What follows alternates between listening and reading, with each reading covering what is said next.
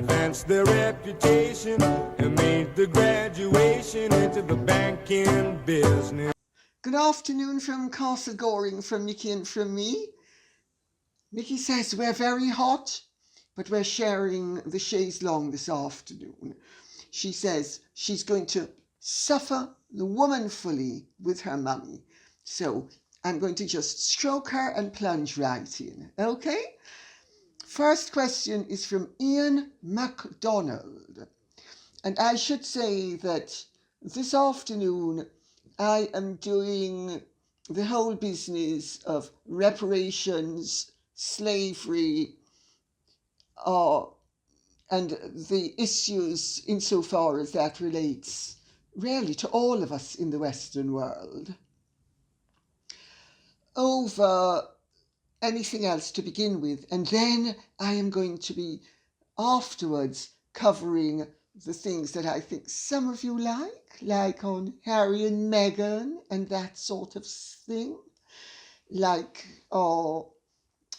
various reasons as to what's the significance of certain things, but I don't want to jump the gun too much and anticipate too much.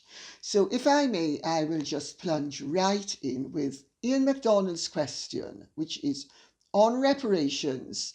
I read that the cost to the UK Treasury for ending the international slave trade and abolishing it in its empire in 1834 was so large that the debt wasn't finally repaid until 2014. That's absolutely correct, incidentally. If the British hadn't acted as they did, slavery would have continued possibly up to the last century, as no other major nation was keen to adopt the policy in its own colonies or territories. And I would actually interject at this point and say, and that includes the Africans.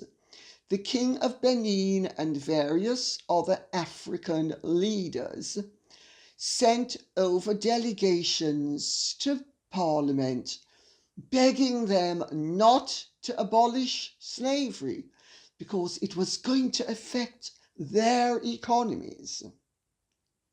So I just make that point for what it's worth, when, as seems to be happening at the moment in Britain, America, and some of the former British colonies, they are going on and on as if this is a black versus white business, when it really has something to do with colour, but colour is coincidental, because black on black enslaved, black on white, white on black, white on white. Everybody enslaved, everybody else. However, to not interrupt the question too much, I remember when visiting Brazil being shocked that slavery wasn't abolished there until 1876, and then only at the whim of its new emperor because he disliked it. We all know the history of the USA, where it took a civil war to end the practice in the southern states of the United States of America. Britain ended the transport of slaves due to the power of its navy, well before the practice was stamped out in individual nations and empires. Why are the British always portrayed as villains, given these facts? That is a brilliant question, and the answer is very simple. It is a combination of greed, ignorance, and stupidity. You know, we live in a world where people think if they say something, it's their truth, and their truth, repeated often enough, becomes the truth. But a lie repeated often enough still remains a lie. It still remains a lie. Caroline S. says on the same theme, as I understand it, Britain was finished paying off the debt incurred for ending slavery in about 2012 because they bought the freedom of every slave in the empire. That pretty much sums it up, actually.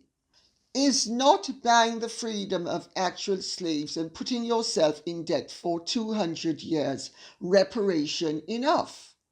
Well, reasonable people would think so. Just people would think so. Greedy people, people who are looking for an easy buck, an easy ride, an excuse for why they are screwing things up. I think you might look there for the answer. That's where the answer lies. D. Gazra Art says, University of Columbia Professor John McWhorter, a respected black academic, was on a CNN discussion with Don Lemon where he put forth the idea that reparations have already happened, citing affirmative action and other things as forms of reparations. And at this point I will interject and say, including purchasing the freedom of the slaves. At several universities in the States, whites and Asians have to receive higher scores on SATs than black students to gain admission, also a form of reparations, according to the Columbia University professor. Yes, that is a form of reparations. It is a way of leavening the loaf. It is a way of giving an advantage to people who had a historic disadvantage.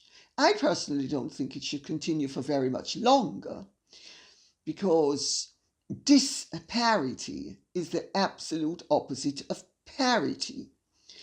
And I know of cases where absolutely brilliant white students have not got into universities because they were white, despite the fact that their marks were better, their everything was better, but they were handicapped by their colour.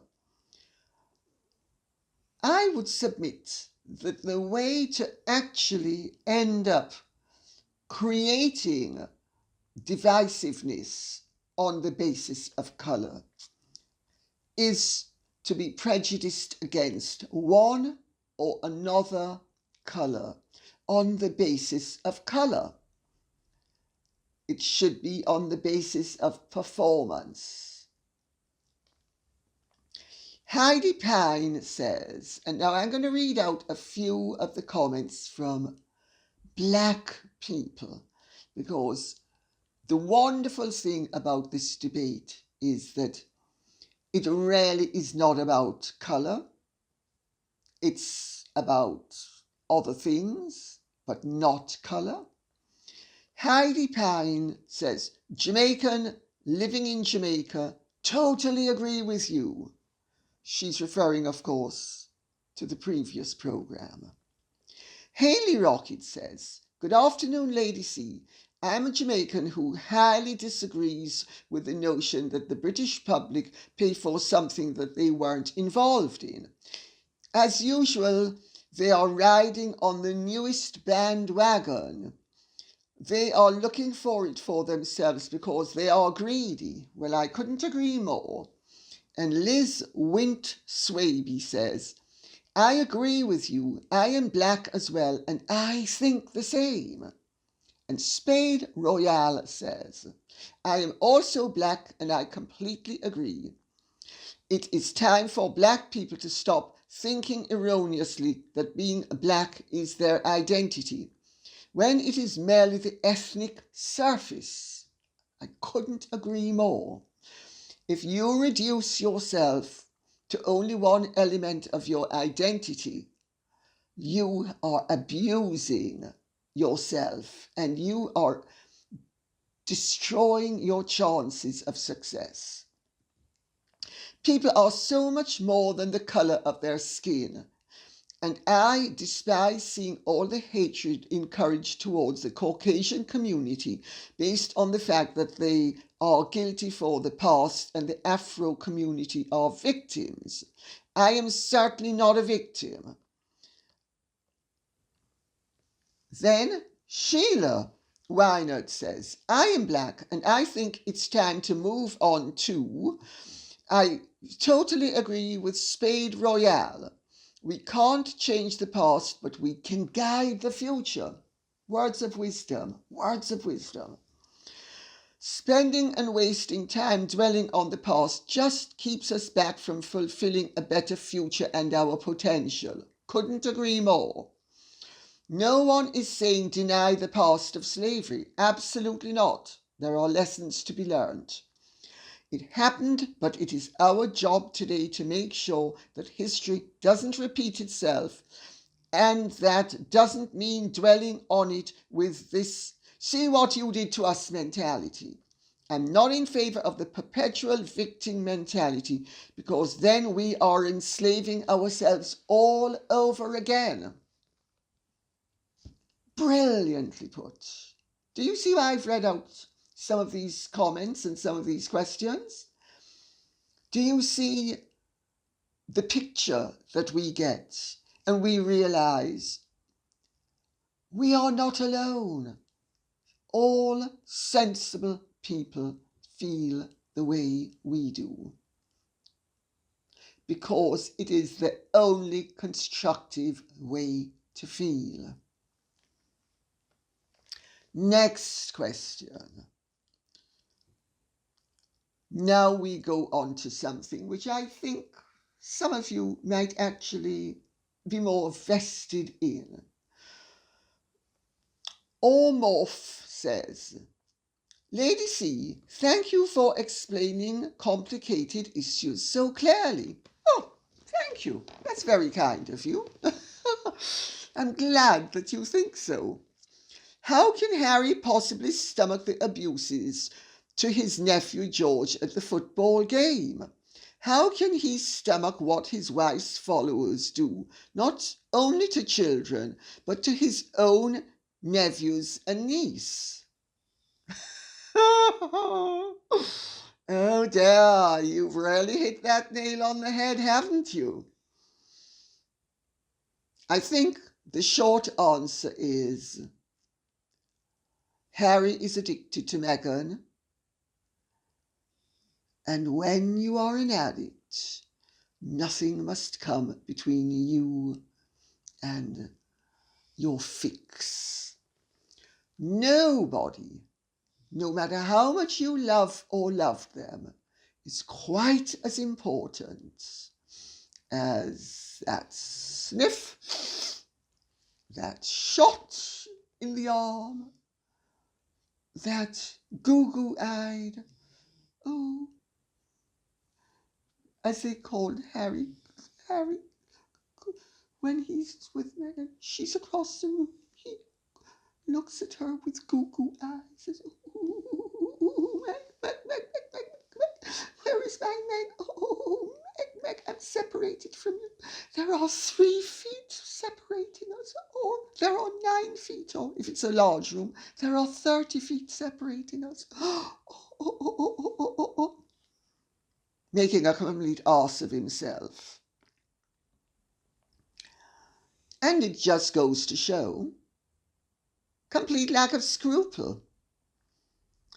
Because if Harry had any sense of responsibility, not only towards his nephews and his niece, but towards the British people and his family, he would draw a line in the sand where all of this is concerned and stop this nonsense.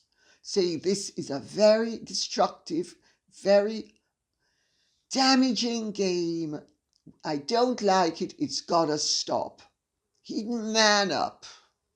That's what he'd do. Sonia Davis says, Dear Lady C, Love your program, and you always look so elegant. Thank you. I'm sure you're not going to think I look elegant this afternoon. But it is so hot that really, if I could do this in the nude, I would. So I'm doing it as nude as possible. Because, of course, in England, we don't have air conditioning. We have central heating, but not air conditioning. And the truth is, I really don't like air conditioning. Even when I was in Jamaica, I didn't like air conditioning. I really don't like it. And when I go to America, I absolutely rebel at the fact that everything is air conditioned. I'd much rather dress cool because I'm hot. So, Sonia Davis says, I've been reading that Her Most Royal Highness of Smegginess and her current husband, oh my dear, you surely don't think that the marriage isn't going to last? You surely don't. So, if I may resume. I've been reading that Her Most Royal Highness of Smegginess and her current husband want to get their daughter christened in England. I am confused.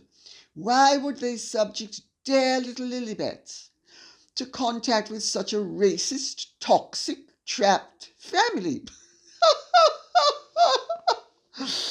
After all, why not do it in America, where surely there is little racism and hardly any guns? Do explain, as I need help understanding. Sonia XX.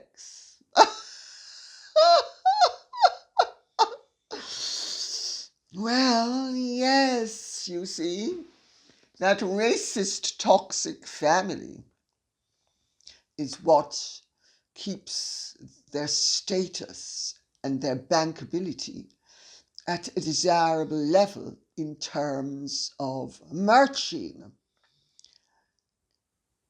Without their royal status, they are nothing. Neither of them has genuine star quality without the platform of royalty. Let's remember, Meghan was never a star. She was an ensemble player in a minor cable television series. She was never a star. Nobody knew who she was. Even I, who looked at the first 2 years of Suits, because I spent a lot of time in France in those days, and there was really nothing to do at night except look at American television. So I looked at Suits, I looked at CSI Miami, Special Victims Unit, Law and Order, one piece of entertainment after the other. And even though I'd seen every episode for 2 years, I didn't know her name. I still don't know the names of any of the others except the one who's something Adams, J. Patrick Adams, I think is his name. And the only reason why that sort of sticks is because my niece is married into the Adams family. And I don't mean that Adams family, I mean the proper Adams family. You know, John Adams, John Quincy Adams, that Adams family, not the Adams that this guy is a branch of. Because if I recall correctly, he was very scathing about the royal family, and more or less said that who the heck did they think they were when they weren't worshipping at the altar of Meghan. So, but the point I'm making, and I'm rambling, I hate to admit, but I am rambling a little bit, so I'll rein myself back in, if I may. Neither of them is a star. Harry had some star quality because Harry was hail fellow, well met, and not too bad looking, and tall and well built, and, was one of the lads, which plays very well in Britain, especially in any class stratified society that, well, not any longer, because we're not really particularly class stratified, but we used to be a hierarchical society. The ladder has now switched sideways, but the fact is that there is still a residual perception of Britain being a hierarchical society. And so somebody who is grand, having the common touch and being very down to earth is highly desirable. Highly desirable. And Harry played upon that. Not only because it played well in terms of his popularity, but also because that is a sincere part of his personality. Harry's not an elegant person. Harry has no elegance whatsoever. No spiritual elegance, no physical elegance. Harry is not a refined being. You would never look at Harry and say he was a member of an elite. And that was his great strength, and that was what made him so popular with the British people, because he didn't come across as grand. He came across as ordinary. But take him out of the context of extraordinary privilege, he's very ordinary. So neither of them really has star quality, because star quality is being out of the ordinary. I mean, Meghan's gone to great lengths to try to make herself out of the ordinary in terms of the way she dresses, the hair of 1,000 Turkish virgins tumbling all over her face, down her bosom, which fortunately has been reduced in size, so that part of her being, if it remains plastic, is no longer obtrusively plasticized. But neither of them really had star quality, because a Roman Catholic could not sit upon the throne. A Jew could, a Muslim could, a Baha'i could, a Buddhist could, a Sufi could, a Druze could, because they were not specifically excluded. Anybody could accept a Roman Catholic. Britain has had many consorts who were not born Church of England and who married into the royal family. One small example, Prince Philip, he was born Greek Orthodox. Small example, very recent example. Many of the German queens and princesses and duchesses of England, royal duchesses, were born Lutheran. They were not christened Church of England. So being christened Church of England is utterly meaningless in terms of this line of succession. Mary Smith says, Lady C, isn't it the case that Harry's daughter has to be christened into the Church of England to be in the line of succession, and that's why he wants her to be christened at Windsor? Well, I just answered that question. So I'm not going to repeat the answer, but I will make an observation. August Brooksbank is in the line of succession. He's not been christened yet. Just let's make that teensy-weensy point. You don't need to be christened to be in the line of succession. You only need to be legitimate to be in the line of succession.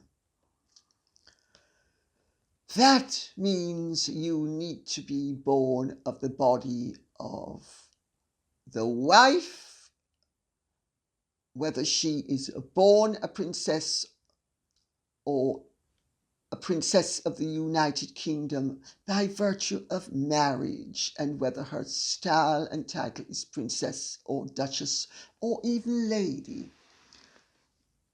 All of that is by the by. All that matters is that the child be legitimate. And if the child is the product of a surrogacy, if the child is adopted, if the child is illegitimate, it cannot be in the line of succession. Joe Bell says, Lady C, I love your smile, but the intelligence in your eyes is amazing. Thank you very much. So what do you think of the Archewell website's terms and conditions? It appears that if you send an article in, you give up your moral rights to it. Please explain the complications involved in this, as it has made me feel sick. Smeg is Val and so is Harry. Thanks. Joe Bell, you are one of many, many people who has written in on this subject. And I have researched it. I have asked questions. There's no way to dress it up. Harry and Meghan's requirement that anybody who sends in stories to them, stories of compassion. I mean, you talk about playing on people's emotions, that people are invited to submit their stories to Harry and Meghan, because that's what Archewell is. Archewell is Harry and Meghan. And you have to agree to waive every single legal and moral right to the story. I have never in my life heard of such an iniquity, such brazen exploitativeness, such grasping, such, well, it's not theft, because people are invited to surrender their rights. So it's not theft. One or two people have called it theft. It's not theft. What it is unscrupulous exploitation taken to the absolute outer limit. It is the inalienable right of every creator, and certainly every writer, to be acknowledged as the author of their work. This is fundamental to copyright.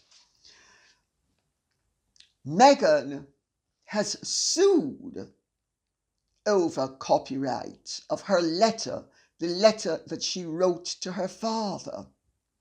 She has sued on the basis of copyright.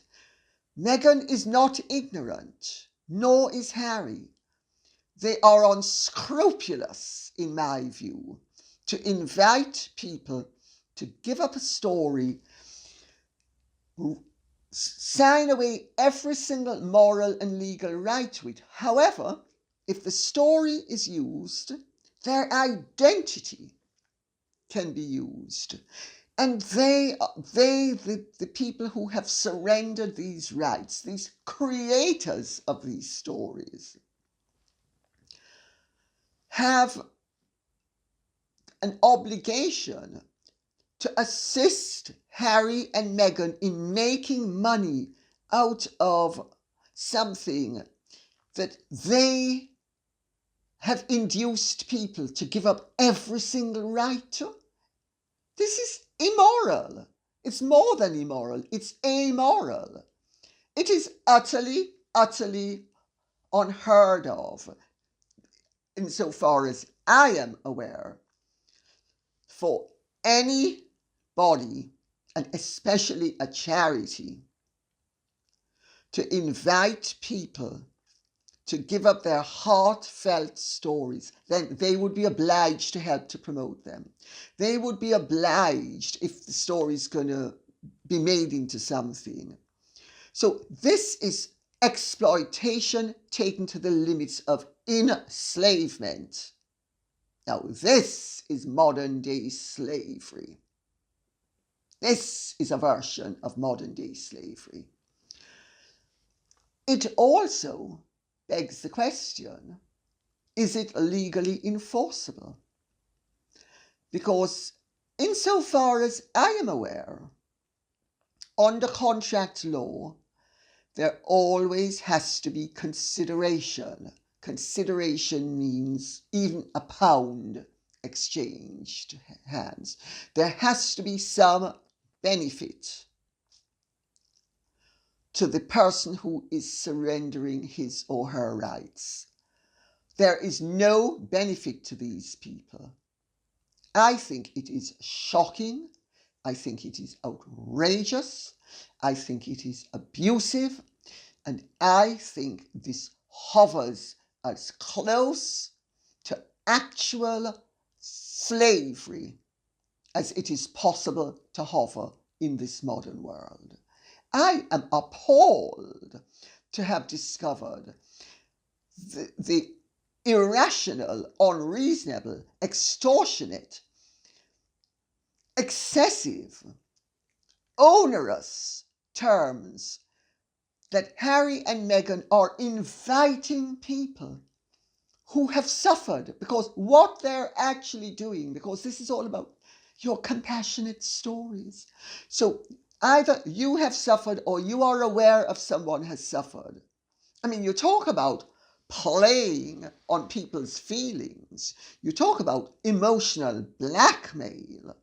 You talk about exploiting the feelings of other people, and really not even playing on their heartstrings, just greedily putting your claws into their being and ripping out their heartstrings.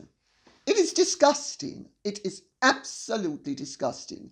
And my recommendation would be that no one ever give them a story, ever.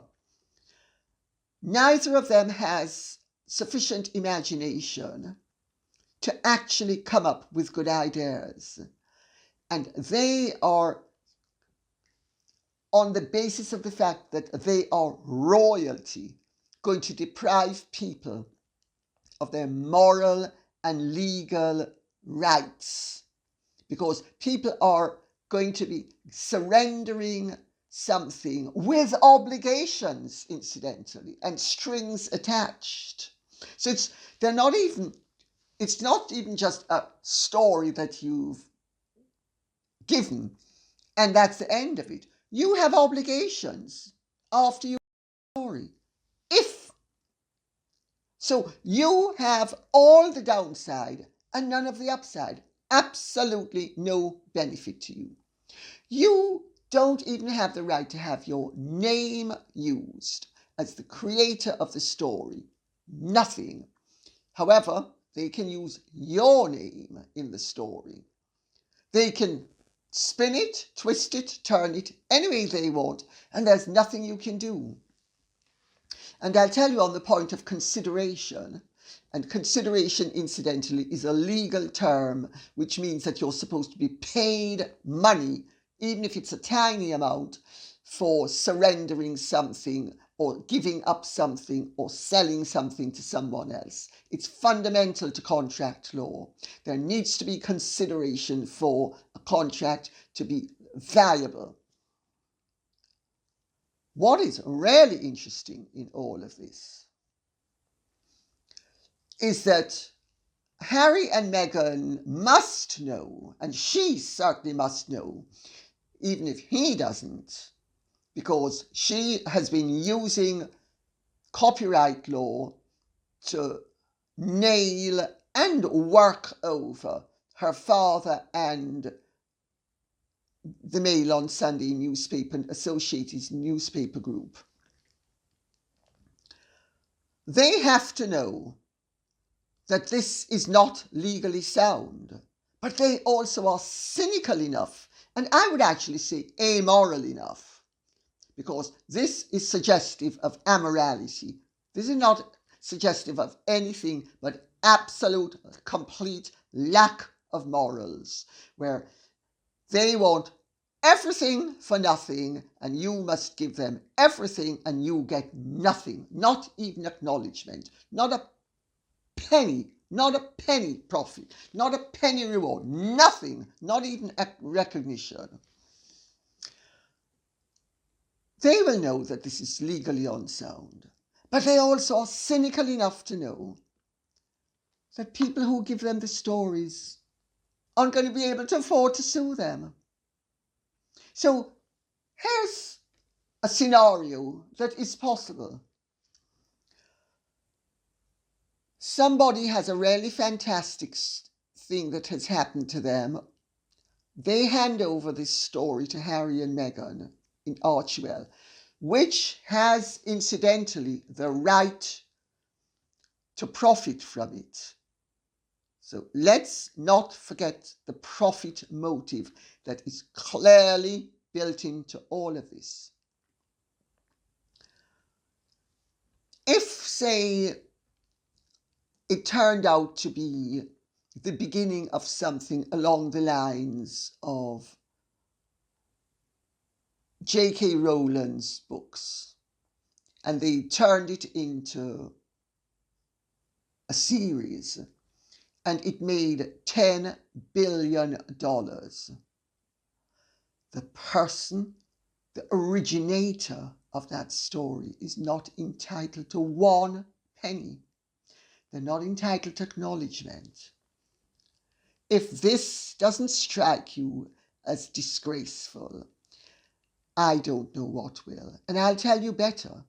This is precisely the sort of thing that the royal family has been fighting against from the word go, so that Harry and Meghan would not be able to commercialize and really prostitute their royal roles to such an extent, because this is exploitation of the highest order.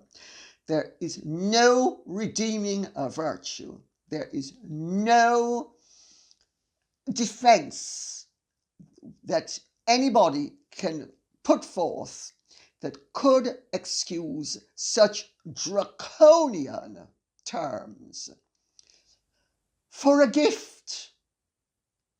I mean, if Meghan and Harry had one scruple, a conscience, a heart, or enough nous to realize, even if they don't, that it is in their interest to fake it,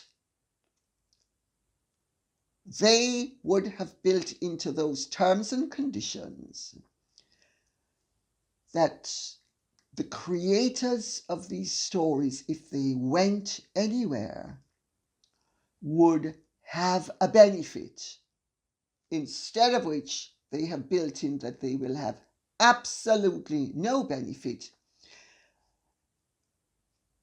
This is worse than stealing. Much worse than stealing. I think it is so disgusting that I am lost for words. And while we're on the complete lack of scruple, and while we're on the really rather dodgy way that Harry and Meghan conduct their commercial affairs, Kim Dagnall says, I have heard that the Pearl story is extremely similar to something I think it was Chelsea Clinton wrote. Is this possibly true? And I'll just read another question as well because it relates to it. Kate French says, in the US, the story of Pearl, and I should interject at this point to say, to those of you who don't know what Pearl is Meghan's latest wheeze with David Furnish that they are now spinning, that has been in co-production, idea development, however you want to put it, for years before she departed. How very interesting. I thought she'd given up commercial activities, and I thought she'd given up anything to do with the entertainment industry. At least that's what we were led to believe. I just make that teensy-weensy observation for what it's worth, because the anomalies that arise with them are so frequent that it suits one to nail each one down as and when it arises. So Pearl is this story about this 12-year-old girl who is going to be based on Meghan, because Meghan can't do anything that doesn't involve herself. And it's going to be about this girl who at 12 years old is inspired by women. And I've already in the last video mentioned that I thought it was basically a good idea. In the US, the story of Pearl is about a racially mixed child. At least the proofs of the illustrations in the story look that way. Apparently the name Pearl is Welsh for Meghan, and the name Meghan also means pearl. It's also being said that the story is a rip-off of the children's book Parker Looks Up by Parker and Jessica Curry. Mwah! Surprise, surprise. The story is about a little girl who goes to the Washington Museum of Art, looks up and sees a portrait of Michelle Obama that forever changes her life. I believe that Parker is also an African-American child.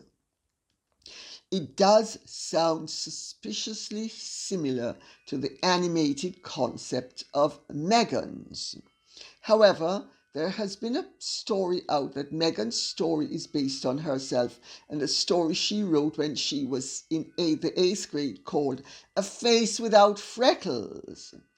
It's also being put out in the US that this project, it has to be, isn't something just thrown together to keep Netflix from firing them. But that it has been in the works since they signed the deal with Netflix. I heard that it was from before. Who knows which story is true? Well, who knows which story is true with those two? Because everything is like a rat-a-tat-a-tat of a machine gun.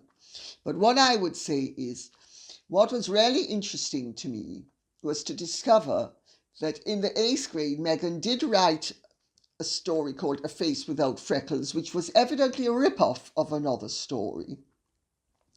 And she then had the temerity, the brass neck, because I don't think you could say that there's anything admirable in a child of that age registering the story for copyright. I mean, you talk about precocious, you talk about, getting there and nailing down her advantages. What about the person whose story she ripped off? Having said that, of course, I will also say, as somebody who has a track record of producing firsts, because I'm the person who produced the first Diana biography that revealed the reality of her life. And I did the same thing with Meghan and Harry in my book. I was the first. And I've done other firsts, which I will not go into now. There is no such thing in life as something that is totally original. Everything has been done in some way, shape, or form. And artists are often inspired by the work of other artists. This is especially true of musicians. So, if you consider that, I do not think that there's anything wrong, particularly in Meghan being inspired by somebody who's written something similar. Having said that, I think where people get disturbed by Meghan is that nothing is original. Nothing is authentically hers. Everything is derivative. Everything is somebody else's, and she just snatches the ideas. And I think that's what disturbs people, that it's yet another snatch of an idea. Sherry Lee says, Chelsea Clinton published a book a while back on a very similar theme. A teenager going around visiting famous American women in history. Meghan has plagiarized again. And Miriam Del Angel says, you know that McGwee loves to plagiarize quotes, phrases from other people, poses from other people, and books too. This latest Pearl book is a plagiarism of a book called Parker Looks Up. New York Times bestseller by Parker Curry and Jessica Curry. Oh, well, I think we can end on a slightly more positive note. I'm going to read out something that Sharon Willicombe has written. It says, Lady C, do you think Queen Elizabeth II, the longest reigning British monarch, will be included in Me Again's list of admired women in history? This is the question, and there is also a comment from someone else, which is the final part of this video. Do I think so? Well, I wouldn't care to speculate, my dear. All I would say is that when she did the Vogue cover, Queen Elizabeth II wasn't mentioned. So let's see. If it's going to make her money and it's going to gain her approbation, she'll include it. If it's not, she's not going to include it. So it's all a notional idea that will be included or excluded depending on whether it is in her interest to do so. And we will end with Lebedev Raskolnikov, who says, how about Pearl begins with the most famous and respected woman on earth, who has done more for peace and unity across 52 countries via charm and delicate diplomacy than any one person ever. The Queen, big block capitals and many exclamation marks. And she possesses qualities a 12-year-old child should strive to emulate. Sense of humour, decency, self-discipline, self-effacement, patience, dignity, intelligence, tact, and a warm heart with a beautiful smile, plus real spiritual depth. And on that note, I think I should say thank you very much for listening. I hope this has been of some interest to you. If it has been, please like, share, subscribe, press the notification bell. Keep the questions coming in the comment section, and I would appeal to everybody who hasn't signed the petition and agrees with it to sign it. Thank you and goodbye.